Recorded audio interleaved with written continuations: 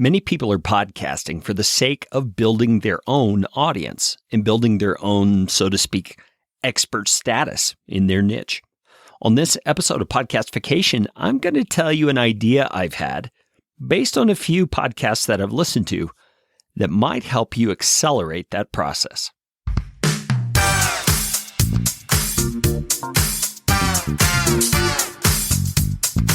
My name is Kerry Green, and I am the Client Happiness Guy at PodcastFastTrack.com, and this is Podcastification. This show is all about podcasting.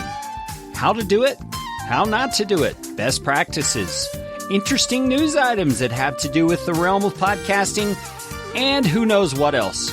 And I'm trying to do it all with a little bit of fun and some information to help you get a show going, keep yours going, or make it better. And if you like what's going on here on the show, I would appreciate it, so appreciate it, if you could leave a rating or review on iTunes. You can find out how to do that at podcastfasttrack.com/review. That's enough of that kind of stuff. Let's get you podcastificated right away.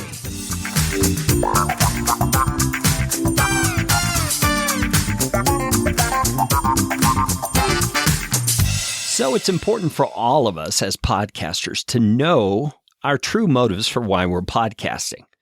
You know, for some people, it's just a hobby that they like to talk about, as far as their topic is concerned. For others, there's a deeper motive. There are desires from a business perspective to either monetize that podcast directly or to use the podcast to position themselves as a resource, as a trusted expert in their area of specialty, whether that's real estate or financial planning or business coaching or whatever. It doesn't matter. That motive is the same. And a lot of the way that people get into podcasting these days is by doing interviews with people in their niche. And I have nothing against interviews. As you can see on this particular show, I do my share of interviews. But I'm kind of selective about the interviews because I'm an extremely picky eater, and so these are different funny situations that I have dealt with my entire life. I want people who I think are truly going to add value to my audience and have a specialization in their knowledge that I particularly may not have. But I also want to make sure that I am being highlighted. And that may sound self-serving and utilitarian and selfish and all that sort of stuff. And hey, maybe it is, but I don't think it is in a bad way. Listen to this and tell me it's not the most selfish act you've ever heard, right? Because I'm running a business here, right? Podcast Fast Track is only going to be tenable and survive as I have clients who can support it and who I can support. And so I've got to have some sort of legitimacy behind what I do. You understand what I'm saying? The same thing is true for you. So in this episode, I want to highlight an idea I've had and that I've actually recommended to a few clients who have rocked it when they've applied this proposal to what they're doing. So here we go. Let's talk about how you can become more of an expert in your niche through the way you go about publishing your podcast episodes.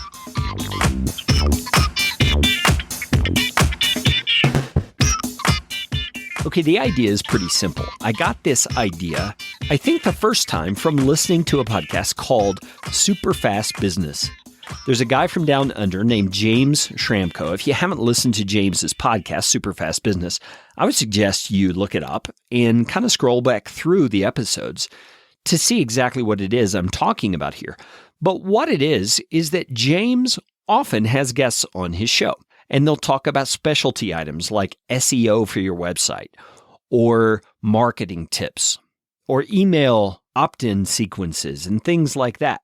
But James also will do these shorter, kind of quick tip kind of episodes to walk you through some areas of specialty that he happens to know about.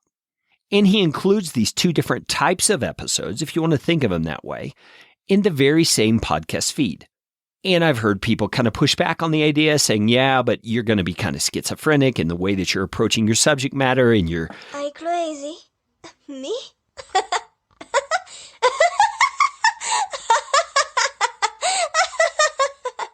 Your following isn't going to necessarily like that. Well, I grant it. That may be the case in some cases. But what I've seen happens is it provides two different types of resources to your audience. But because they are centered around the same niche and the same focus overall, they don't actually rebel against that and say that they dislike it. They actually enjoy it, especially because some of the episodes are shorter in nature in terms of the time frame, and they're easier to consume quickly while you're on the go. Outstanding. And here's the thing that I think it does for you, at least it did for me as I listened to James do this on his own show. It causes your audience to begin to see you for the value that you, as a specialist in your niche or industry, can bring to them and the business that they're running. So what's the results that could happen from that? Well, they may begin to consult with you, become a consulting client if you do consulting and that sort of thing. They may come to your website and check out things like books and online courses and services that your team offers. They may actually reach out to you and say, hey, could you help me with X, Y, or Z that has to do with your niche when you don't even have a program for that kind of thing? I've heard of that happening with some of my clients. And you know what? That's a great opportunity. When you have someone in your niche who is expressing to you their need and they've already self-selected you to be the one they want to help them with that, man, my advice is to come up with a program really quick or work something out along the side with them, alongside them. Because you know if one person is coming to you asking for it, there are others out there who have that very same need. And if you can put together something that meets the need of a real consumer who is expressing to you the exact things they would like to see in that product or service, man, you've probably got a winning thing just waiting to happen.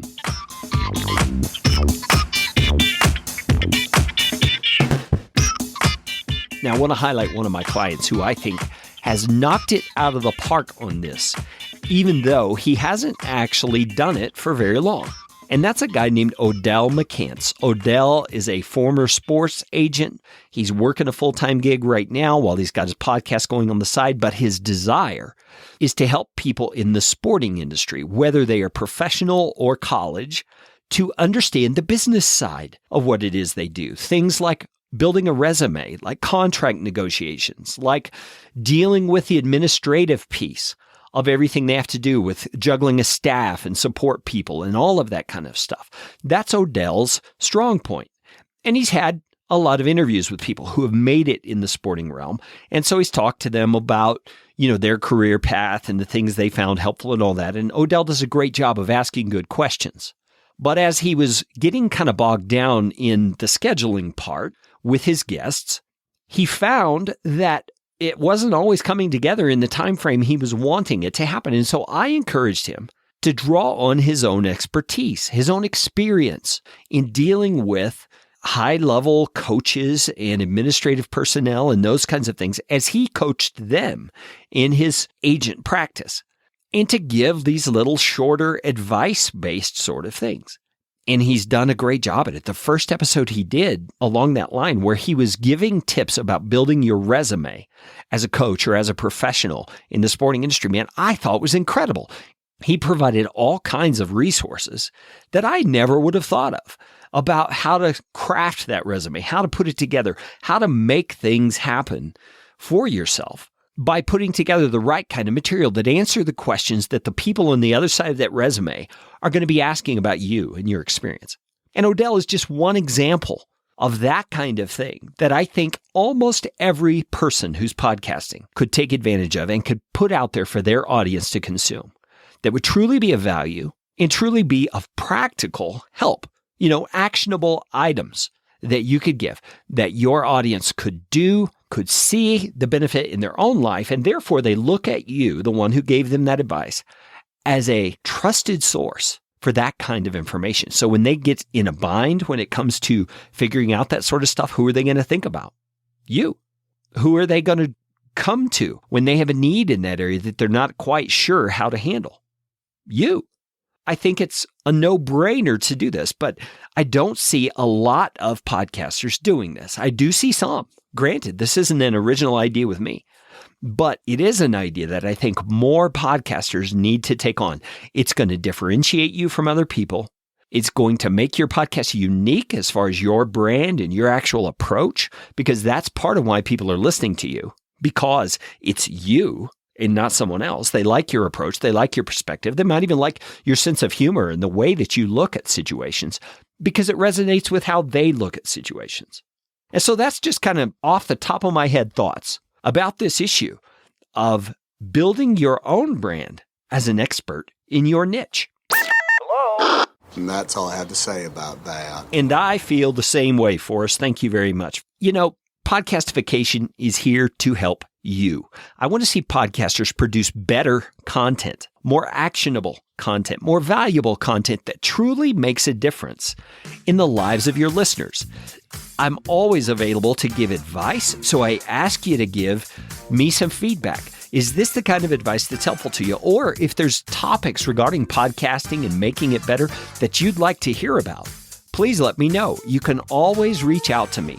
And this is all free of charge stuff. I'd love to interact with you. You can reach me through email is usually the best way. Carey, C-A-R-E-Y, at podcastfasttrack.com.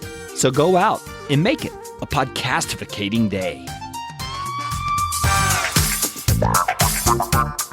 This show is brought to you by Podcast Fast Track, where my team provides professional podcasting services without the time suck. Full production, editing, and show notes all in one monthly subscription package. You can find out more at podcastfasttrack.com. Now go out and make it a podcastificating day.